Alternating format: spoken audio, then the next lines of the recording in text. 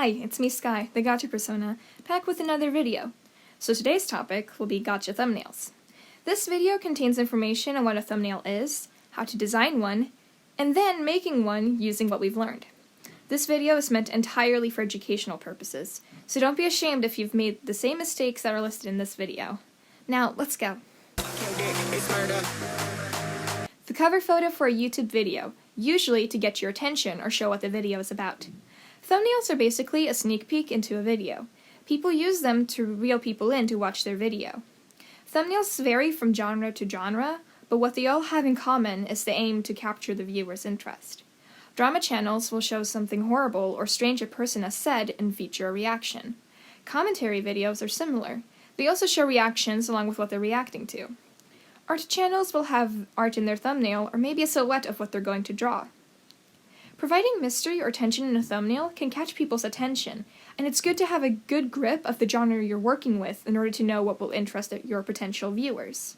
Go crazy, berserker. Alright, I'm now going to show you a series of Gacha thumbnails, and you will choose which one you like more.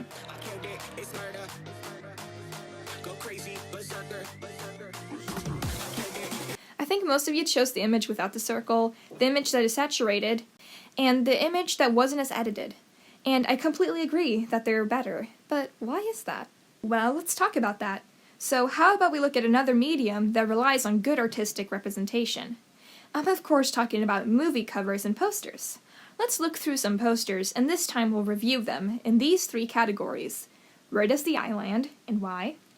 Is it detailed or simple? And how saturated are the colors? Recognize this? Well, of course we do. It's a classic Romeo and Juliet.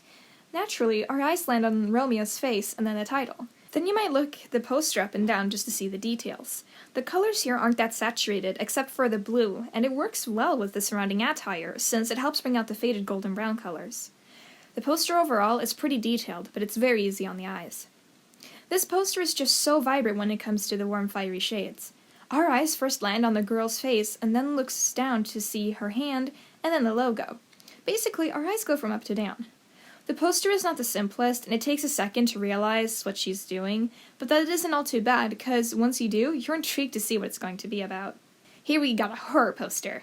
This poster is amazing with how the eyes naturally go from down to up. The colors aren't saturated at all, except for the red stick figure. This is overall a scary yet intriguing poster that catches your attention as soon as you look at it. As you can see, all these posters are quite unique, featuring varying formatting and vibes. It might be easier to pinpoint what it is with the previous examples that stand out so much. The circle here feels as if you're forced to look in a certain spot, and that can feel very limiting as if there's nothing else to see. If you can't get people to focus on a specific spot in your thumbnail, then you might want to reconsider how you construct it.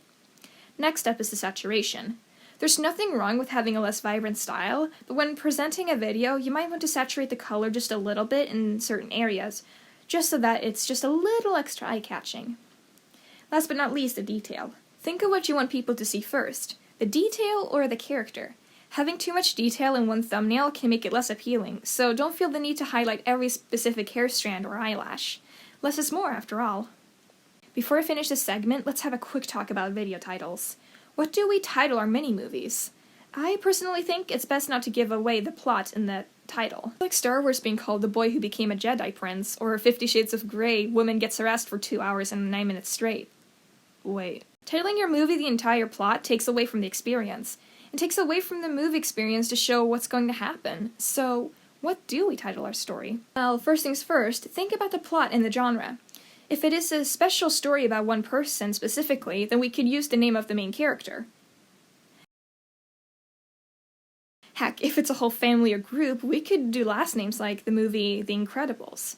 It doesn't always have to be related to names, but something that happens or is related to your video or videos.